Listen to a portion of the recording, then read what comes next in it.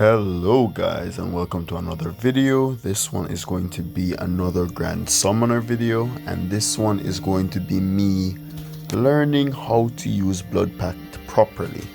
So I've been using the class for a little bit now, and by a little bit I mean a real little bit, like about 20 minutes now or 25 minutes consistently, just trying to figure out what is what. And I've noticed a few things that if you've been using the class you've probably noticed too, but I will be going through those things as I am doing this Arisen Morrigan. So as you know, you have to put in your two highest HP summons as close to the top, meaning as close to the first one as possible. If you're not putting them on the first one, I like to put the spell I'm going to spam on the first one. So I'm going to be summoning Anubis and Hydra. I tried to bring only one summon to see if it would summon it twice, but it does not. So don't do that. You have to bring at least two summons to see them when you just log in. And yeah, I think my music was a bit loud. Yes, so you have to have them in. I like the very scary skeleton because as things progress in the fight, you might need the defense down or the resistance down that it offers. If you're using Blood Pact, the resistance down is awesome. The Onro does a permanent version of it if the object is not, or the monster is not immune to that. I like Life Pact because I like to heal my summons. I like Rada's Pact because I like to give them buffs sometimes depending on the buff. And the other buffs are for me because you know that as you buff your magic, the Blood Pact damage increases. So Life Pact is one of those that can dual cast while you're on sequencer, which I am. So you have to make sure you have a certain amount of HP before trying to use some of the packs, like Life Pact in particular. And you have to make sure your summons have a certain amount of HP before you use a Blood Pact unplanned, because you can use a Blood Pact and kill all of your summons, and that would not be good. So I'm going to use a very scary skeleton here because Arisen Morrigan is immune to permanent defense downs. So the very scary skeleton will have to be the one who undertakes this challenge. Yes, so as soon as I have a field full of monsters, I get straight into it. And into it as in the buffing phase. And the buffs do not affect your monsters if they're on you. It only affects them when it's on them. So another thing I learned from just a few minutes of trying the class. So you can use your Snatcher without worrying that it nerfs the melee ones. And I really like Blood Shift with this because it can proc the double ups instead of just the single ups, which is what you would use Worm Song for. It's just that Worm Song might be a little bit more consistent. And yeah, at this point is where I would use the first Blood Pact.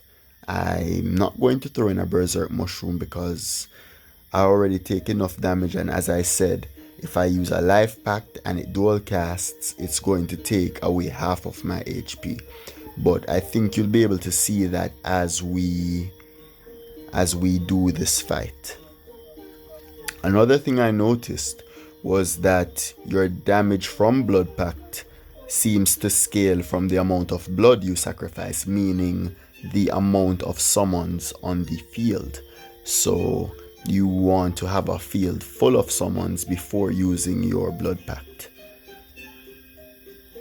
I'm still testing it, so don't expect me to have every single tip in this video, but that's what I like about Orna, because you guys are going to be sharing what you know too, so we'll improve together. So now I need to Life Pact because I want my summons to have some HP, because if I happen to do something like a blood pact and it dual casts and it kills them, then I am alone on the field, because they're there to protect me as I am here to protect them. And I gave them a little bit more HP. I have 6,000 HP now, and I'm gonna show you just how much it takes. You saw that it just took almost all of my HP, yet it did not seem to give them double the HP. It didn't seem to give them double the HP. So that just took like 5,000 HP, right? And that one took 2,500. So you can see that when it dual casts, it does affect you. Now, I was just doing that to show that. Now I'm going to get back into actually using this skill, Blood Pact. And as I said, I really like Realm Shift because it procs it has a chance to proc something better, but it will proc the wrong stuff sometimes, like the damage down. It can also proc the mage damage down. But one thing I like with Sequencer is the quick cast that is possible, and I believe with the Rift Lock it is also possible. I really need to read that thing, like I'm not even kidding. I'm here trying to be greedy. I'm actually supposed to life pact here, and I have just enough HP to survive if it does take double, and then I have to heal here, because if I do dual cast I will die there to my own life pact, and now I life pact again. And then after this life pact, oh no, I think I still need another one, because this guy is getting really low too. And you saw that one just took double the HP again. I don't like that, but it's not the worst since these things are protecting me. So, and I'm not even giving that much HP considering I'm healing all of them. Damn, B, she really hates her stats being down, so she's just murdering him. I'm kidding, that's not the reason. I think it's supposed to be random, but I don't know if she can sense a threat and know that. Wow.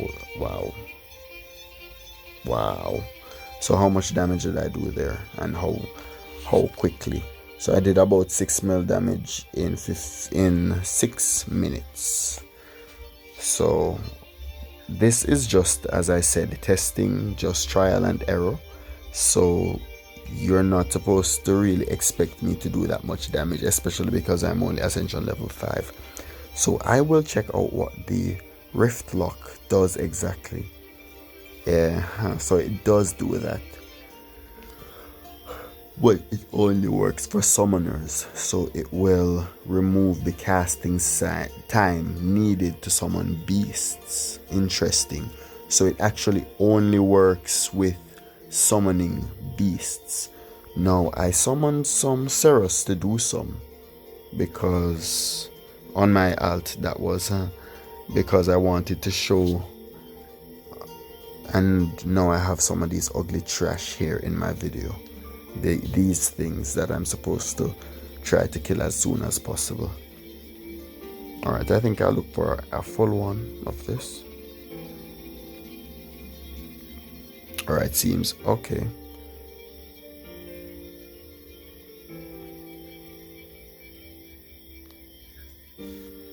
Alright.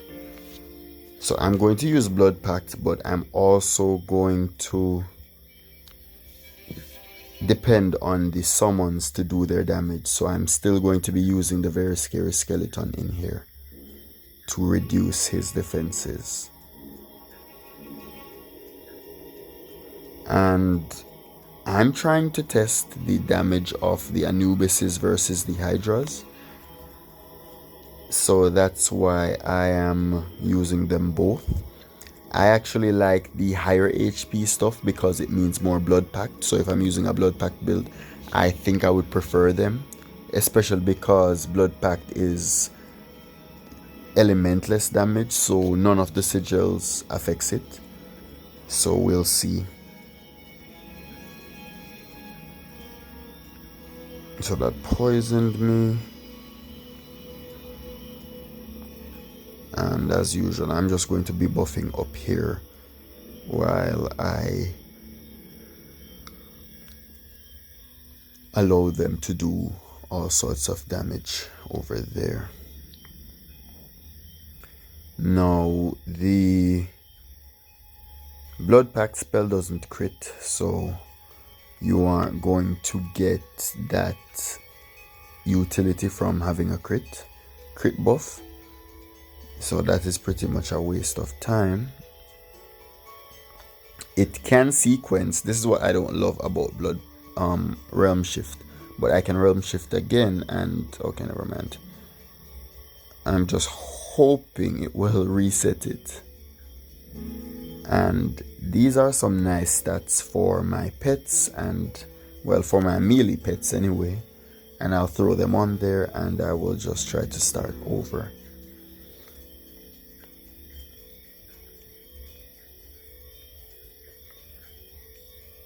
Wow, I actually survived that? I wonder what he used.